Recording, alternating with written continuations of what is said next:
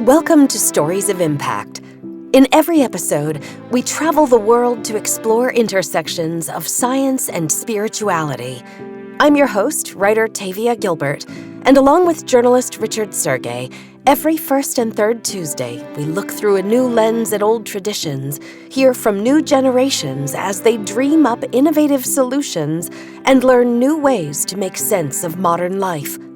This is Stories of Impact, the art and science of human flourishing.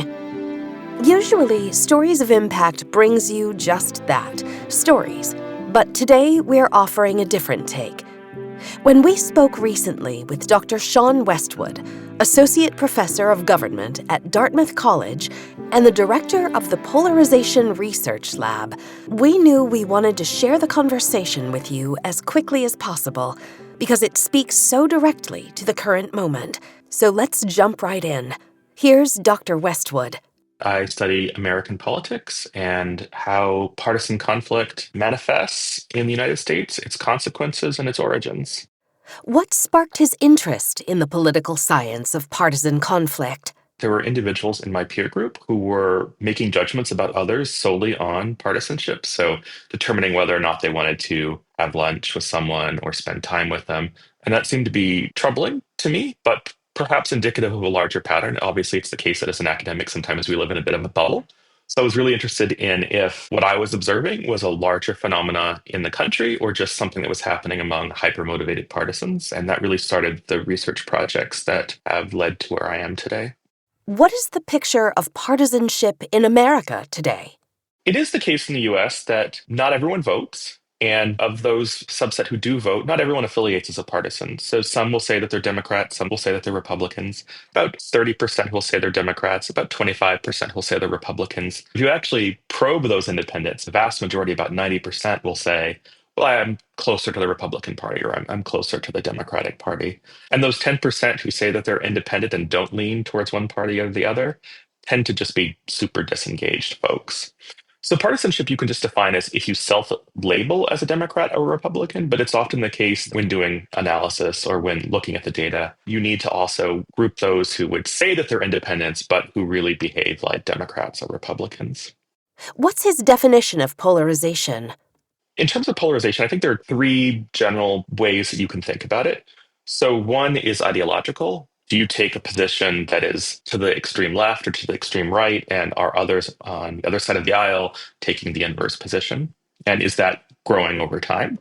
The second is affective. What affective polarization captures is the extent to which we see our party as good and the other party as bad, so that the distance between us isn't ideological disagreement, but it's emotional and much less logical. So the idea is that most Americans really just don't know much about politics. If you're to ask them on what side of the debate do Republicans fall on abortion, they're probably going to get that right.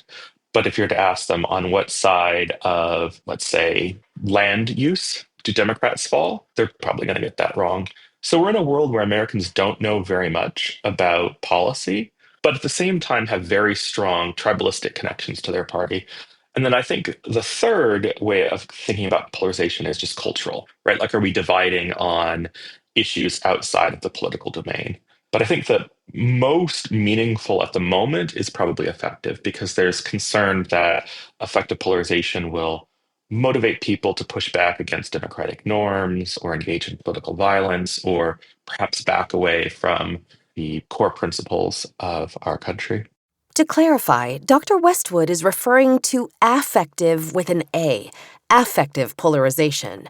And what he means by that is So, affect here is just capturing the emotional sentiment you have to groups that you belong and animosity that you have to groups that you don't belong. Humans, by nature, form tribal affiliations, and also by nature, we view those who are with us very positively and those who are against us as very negatively. And it can be as simple as if you're in New York and you pay attention to the Yankees, you're a Yankees fan, you're going to view other folks who also like the Yankees more positively and folks who don't like the Yankees as much more negatively. And it turns out that these kind of basic instincts apply to things much more insidious than just baseball or football or region. They apply to politics and religion and other things like that. So what we're really focused on is how individuals came to hate the other side. This is a core investigation of Dr. Westwood's Polarization Research Lab. What has he discovered? We see in survey data that Americans hate the other side and seem to like their own side. We wanted to understand what are the consequences of that, right? So is it the case that this is just puffery? Is this just an attitude that people are expressing, or does it actually lead to negative outcomes? And more importantly, where does it come from, right? So how did we go from a country that in the 1970s was relatively indifferent towards the other side to a country where most Americans have very strong negative views of the other side? What is causing that change to manifest over time? And then is it the case that we have reached a stasis where partisan hatred isn't going to grow anymore? Or are we just continuing to see our political culture devolve further and further? Dr. Westwood is in the middle of a 3-year research study. What's his aim?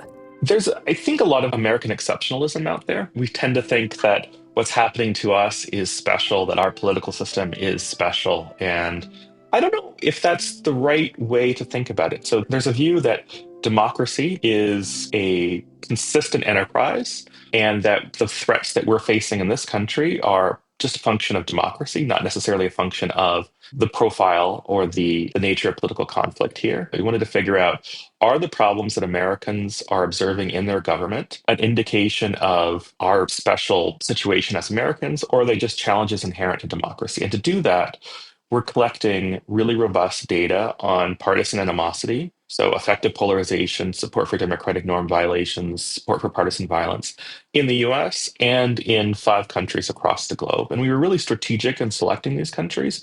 We wanted countries that have a long history of stable democracy. We wanted countries that are pushing back from the chains of Soviet communism. And we wanted countries that are really unstable, countries that have a history of military coups, that are in an active state of war, or where democracy is becoming somewhat subservient to ethnic and religious divides. So the goal here is to try to understand the threats to democracy globally and not just within the US. So there's obviously a desire as an American to say, well, how does America compare? And that's really important, and that's something that we're doing. But I think the other component of this is just to try to document the threats that exist in those other countries that we're exploring. What are the 5 countries, and how are they chosen? So we're looking at Brazil, Germany, India, Israel, and Poland. So we wanted to not just randomly pick countries from the world. We also didn't want to pick countries that only came from one region, so Europe or Asia. We wanted to try to maximize our coverage across as many points of difference as possible. And as I said, we wanted to have that spectrum, right? So Germany is a relatively stable democracy, at least in the period post World War II. Poland represents new democracy, a country that's pushing back from communism. Brazil and India have histories of military coups, of unstable governments, and a great deal of political violence. So they're much more towards the edge. And then Israel is a country that's now facing an active military conflict. Dr. Westwood gathered a multidisciplinary cohort of scientists, including teams of American and global advisors, with specialists from each of the countries in which they're studying. He says that in the U.S., he and his team have interviewed 140,000 individuals, and globally, 25,000 people have been interviewed. What else can he tell us about his study, called Taking the Pulse of Global Partisan Animosity? We've drafted surveys to try and capture these attitudes, and we've been administering them on the YouGov platform for about a year and a half now. What we decided to do was identify the core threats to democracy that exist in each of these countries and measure those directly. So there is a lot of domain-specific exploration going on in each of these countries that's been facilitated by the experts that we're working with. In one branch, it's the power of singular leaders. So that would be the president in the US or prime ministers in Israel and India. I think another core thread is the power of the judiciary and the ability of the judiciary to hold either the legislative in most of these countries or the executive in the United States to account. And then voting rights. There are countries where certain populations are either unable to vote or unable to vote for the party that they identify with. Or if they do vote for a particular party, say AfD in Germany, their vote won't necessarily matter because the party has been banned from engaging in government coalitions. There are legitimate reasons to not want AfD to be in a coalition, but there are perhaps less legitimate reasons to want to exclude minority populations from voting rights in other countries. So I think what we're trying to do is certainly document positive threats, but also negative threats, and to try to understand how common these negative attitudes are across the world. What are the Polarization Research Lab's findings so far? If you listen to American media, the expectation is that America is the worst. There have been a number of prominent research studies that now say that American government is no longer democratic. And it is certainly the case there are a lot of threats towards democracy in this country. I don't want to trivialize them. But if we think about threats to democratic norms and public support for threats to democratic norms, public support for democratic norm violations is much, much higher in other countries, especially countries that are much less stable. American public support is near the bottom. Germany's also doing quite well. So Germany and America seem to be relatively consistent in terms of public support of rejecting democratic norm violations. Yes, there is an American problem, but globally, thinking of India and Brazil and Poland, globally, the problem might even be far worse. It's a similar story for political violence. American support for political violence is very, very low relative to other countries that have regular kidnappings and assassination attempts, far more regular than what we see in the US, seem to have much higher support for partisan violence. So in terms of where we are as a country, I think there's a lot of room for optimism. If we're thinking about where the world is on support for democratic norm violations or support for political violence, I think there's a lot of room for concern. But America is going through enormous political turbulence at the moment. So what explains Dr. Westwood's optimism? Americans grew up with democracy, right? We've been fortunate enough to have had hundreds of years of successful democracy behind us. Whereas in other countries, there are reasonably large populations who've seen authoritarianism, who've seen communism, who've seen other forms of government, and who've seen rapid change in government. So I think that there is a sense of stability in this country that makes us more committed to democracy. The other thing that's quite important to note is that when it comes to support for democratic norm violations in the US specifically and globally, it is almost never the case that it's one specific party. I think in the US, one thing that gets perhaps pushed under the rug is that Democrats and Republicans both strongly support democracy, the citizenry at least strongly support democracy. And when it comes to support for norm violations, things like overturning court rulings made by justices appointed by the other party, or censoring the opposition, or removing polling places in areas dominated by the political opposition, those are minority views. And that's consistent for both Democrats and Republicans. I think the fundamental point, though, is that Americans aren't demanding anti democratic behavior. And we can see that in some more topical issues right now. Americans are not behind Doge. They're not behind Elon Musk. They're not behind a lot of what is transpiring in Washington right now. So it isn't the case that there's this demand for anti democratic attitude. It's, in fact, much more of a top down supply story where Americans are willing to tolerate politicians who are against democracy and are not selecting them because they're against democracy, but are selecting them for other reasons and tolerating their anti democratic tendencies. And how important is that in terms of democratic versus anti-democratic forces? Americans aren't stupid. They know that Trump stands for some very troubling policy positions. But if you were to ask Trump voters, many of them will say, yes, I don't agree with that, but I think he's right on the economy, or I think he's right on immigration, or I think he's right on other policy areas. So it isn't that Americans are inattentive to what their leaders are doing. It's just that in making the voter calculus, they would much rather pick someone who agrees with them on their core policies, but may disagree on democracy. So the key then is to try and convince the public to vote on democracy, or even more importantly, to try and convince elites that democracy matters. So if you're in office now and you see that your voters will support you even if you push back against democracy, there are very little incentives for you to stand up to democracy. We need leadership to push back, right? We need leaders in both parties, in the House and the Senate, to stand up for democracy, because the voters aren't going to be able to do it, certainly in any reasonable way, in a responsive timeline. So it has to come top down. It has to be the case that our elected officials say democracy is what matters. What are the findings from the other 5 locations of the study, the takeaways about the leadership of those countries? I think a really interesting case is India, because essentially the political divide is the religious divide. The ruling party, the BJP, is a Hindu nationalist party. So the leaders of that party are able to capitalize not only on political affiliation, but often also on religious affiliation, which makes it even more challenging to push back as a citizen in India. We have a similar phenomena in Israel, where the political powers often align with religious factions. So I think that in the US, we're actually quite lucky because we've only got this one dimension separating us. We've only got politics. But in other countries where race or ethnicity or religion overlap with partisanship, it's even more challenging for the citizenry to push back or to select another candidate or to vote for another party. So, to a certain extent, I think that the path that Americans are on is perhaps easier to correct than the path that India is walking down. Does Dr. Westwood agree that religion is playing a bigger role than ever in American politics as well? So certainly religion is creeping much more into politics, but I think the key is that there are Catholics who are Republican and Catholics who are Democrat. There are Jewish folks who are Republican, there are Jewish folks who are Democratic. It isn't that there's this perfect sorting where everyone who identifies in one religion is in one party and everyone who identifies for another is in the other party. It is the case, though, that you're quite right. There is a growing sense of religious identity, especially among evangelical populations, that is moving towards the Republican Party. And that's been happening since Ronald Reagan in the 1980s. What have been some of the surprises of his study?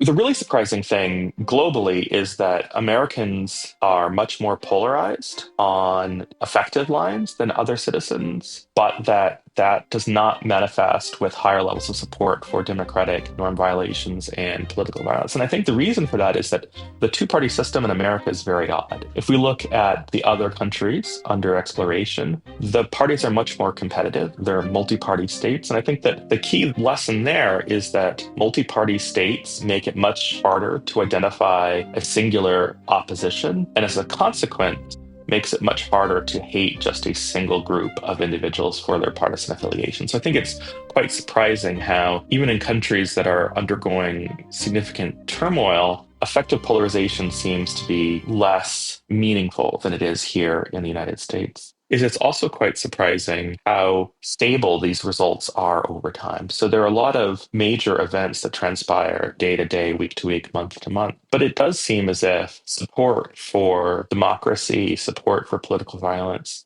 seems to be pretty stable, which suggests that Americans and Europeans and everyone in our data set, they're thinking about democracy with a much greater sense of principle and a much greater sense of cohesion than perhaps many might expect. So I think the results are quite surprising. So we saw two assassination attempts for Trump in the 2024 campaign. And because we're collecting data daily, we can actually monitor changes at really small timescales.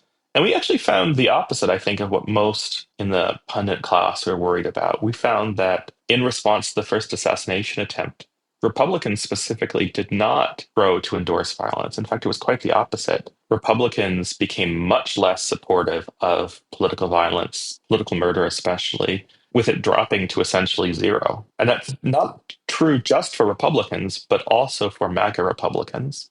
We also saw a strong sense of affiliation or identity with the Republican Party. So after the assassination attempt, Republicans became much more connected to the Republican Party, but didn't manifest anger towards the Democrats. We have evidence to suggest that the public is responsive to truly major events, but that it is not clear that the public is willing to escalate in response to major events. Now, that certainly could change in the future. That certainly could be the case moving forward. But at the moment, at least, it does seem as if there's not a desire to escalate in response to crisis. While Dr. Westwood has heard talk in the pundit class of a soft civil war going on in the U.S., he says he doesn't have any evidence of that. We have lone wolf individuals who are deeply troubled committing acts of political violence. And the key thing that defines most of those folks is that they are not coordinating with any kind of hierarchy structure. They're acting on their own. So we don't see coordinated attacks against the government. We don't see coordinated attacks against political parties. And we don't see individuals who are otherwise rational deciding that they're going to commit acts of political violence. Now, of course, there are exceptions to this. We had January 6th. We've had a number of individuals who've committed acts of violence that are not motivated just by mental illness. But I think that the major events that define political conflict in this country are not violent. And when they are violent, are not coordinated. I think it's hard to reconcile with a world of a civil war or a soft revolution. It just seems to be isolated events without a cohesive overall narrative. How does the January 6th attack on the U.S. Capitol fit into his rubric? Dr. Westwood says, January 6th is a really troubling event for two reasons. So the first is that it happened at all, and the second is how it's been rehabilitated or redefined in the period that followed.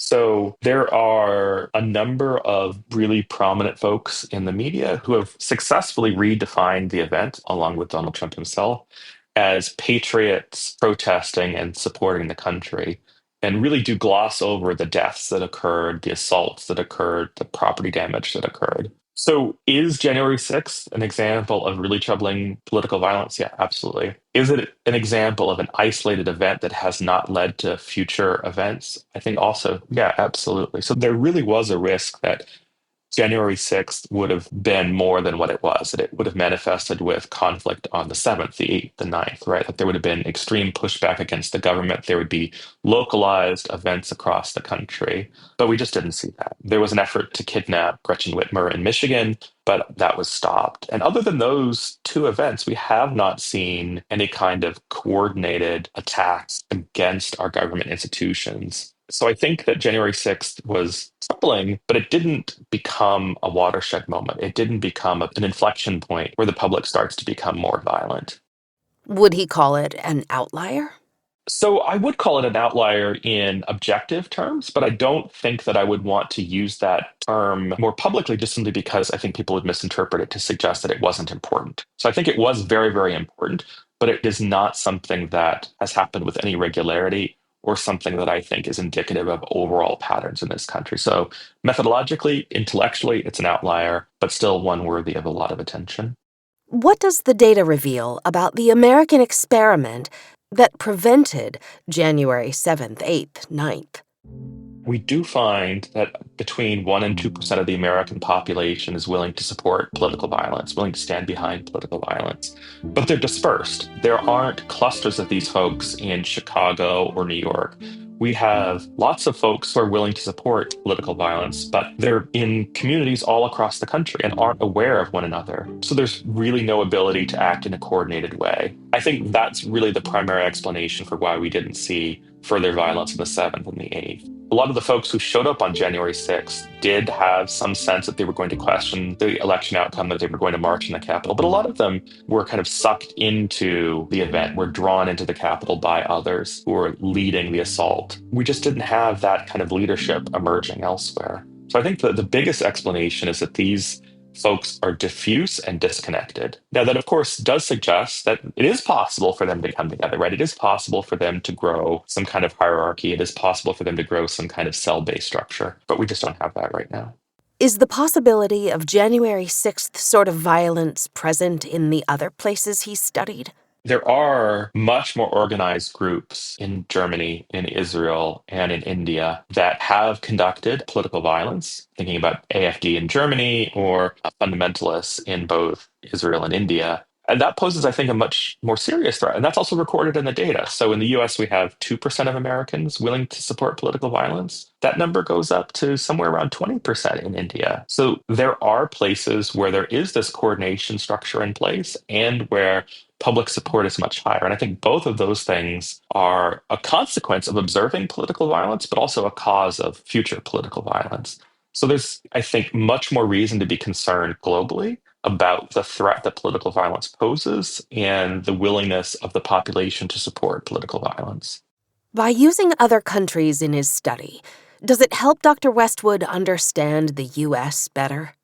I think it does. I think it suggests two things that are really important. So, one is that we should be worried, but we shouldn't panic. Things are bad, but they're certainly not as bad as they could be. And I think the second thing is it really does highlight where things might head if we don't attenuate our more emotional tendencies and our willingness to engage in denigration of the opposition. So, there's a real concern that the United States could become more unstable and could follow in the path of political divides in these other countries. So I think it's both reassuring in suggesting that we're not there yet, but also potentially a sign of what might come.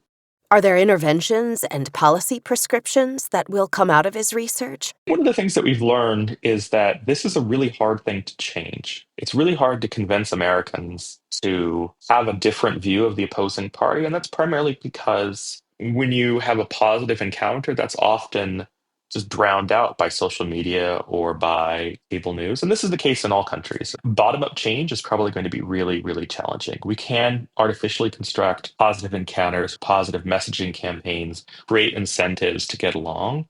But the reality is the change is probably going to need to come top down. We're going to need to find ways to make our politicians more willing to stand for the principles of democracy, to not vilify the other party, to agree that in competitive democratic systems, there's going to be disagreement, there's going to be policy conflict, but that doesn't necessarily mean that those who disagree are immoral or unpatriotic or evil or whatever negative label you might want to ascribe. It's really the case that we need more positive messaging and leadership. It doesn't mean that we shouldn't try from the bottom up, but I think for the bottom up movements to have success, they need to co-occur with really healthy top down messaging. And that sounds almost impossible, right? Like in the current system, imagining leaders who are going to commit to civility.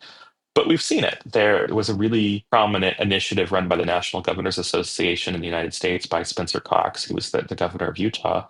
And what they did is they brought together governors from the two parties and they engaged in messaging campaigns with their constituents to say, it's okay to disagree on policy. That's what America does. But that doesn't mean that we have to not like one another as people. And those messaging campaigns had positive effects. So there is a real chance for political leaders to step up. It's probably going to be at the state level. It's probably going to not be the leader of the BJP or the leader of the Democratic Party, the leader of the Republican Party, the leader of Likud. But you can imagine lower level politicians successfully demonstrating to Americans and the world what responsible democracy looks like. And the hope then would be that we're able to elevate those leaders who are really truly committing to democracy and maybe moving away from those who aren't. It just seems much more plausible as an initial step to try and do that at the local or the state level. But I don't think that it's impossible at the national level either. How does Dr. Westwood plan to make a concrete impact? We can do two things. So the first is that we can document the state of the problem and we can document that what's currently occurring isn't fixing the problem, right? So I think that that's a bit of a depressing thing, but it's certainly the case that we have a point of entrance to the debate. I think the second thing is that we are actually trying to promote data suggesting that elites are the cause of these negative attitudes, that elected officials are driving political conflict in this country, and that there's a subset of those elected officials who are especially responsible for that behavior. So by pointing that out, I think we can also show the American public, the global public, what is driving conflict. And as a consequence, perhaps show or explicate what kinds of leaders we should stand behind and what kinds of leaders we should move away from. So, in terms of concrete policy, I don't think that there's something that can be done in the legislature. I don't think there's something that can be done in official capacities of government. I think what needs to happen has to occur within parties and within informal institutions. So, just convincing the public that they have a false perspective of conflict at the elite level or that they have leaders who are not serving them is the path forward. How would Dr. Westwood rank American politics today compared to other periods of American history? There's a fundamental problem in trying to make empirical claims about the nature or the magnitude of partisan conflict in this country. We started seriously collecting these data in the 1970s. So we have this tendency to say that things are bad today relative to where they were in the 70s. But I don't think that accurately reflects the low points of our history. So, in terms of political conflict, we have gone through a civil war. We went through the civil rights movement. Today, a lot of headlines focus on Donald Trump and his lack of responsiveness to the courts. But I think people forget that Andrew Jackson, in response to the Supreme Court, said they've made their ruling, now let them enforce it. We have seen presidents openly mock the judiciary and the legislative branch, but we've recovered. I think it's also the case that we tend to potentially romanticize some of this. So FDR was quite willing to eviscerate disagreement within the executive branch and within the legislative branch to keep his New Deal policies alive. There is a lot of similarity between what happened in the New Deal and what is happening today with Doge. Now, obviously, to different ends for different political purposes, but I think that the overarching point here is that we've seen upheavals before. We've seen presidents ignore the courts. We've seen presidents gut the bureaucratic infrastructure of the executive and recovered. That doesn't mean that it's guaranteed to happen. But I think the really important point is that we shouldn't give up on democracy. We shouldn't see what's happening now as a coup or an unrecoverable constitutional crisis. That may very well happen, but we're not there yet. And if you want to keep voters engaged, if you want voters to try and mobilize and support future elections, you can't tell them that hope is lost. So I think that the most irresponsible thing that a politician could do right now is argue that democracy is over. I think what we want to do is very carefully and very rationally explain that democracy is under threat, but that there is still a democratic system in place. Don't give up. I think the other thing I would say is when it comes to political violence, we are nowhere near peak political violence. In the 1970s, there were eco-terrorists, there were bombings, there were kidnappings and assassinations. So yes, there has been an uptick in political violence over the last 10 or 20 years, but relative to the 1970s and the 1960s even, things are not nearly as bad as they have been in points of our history.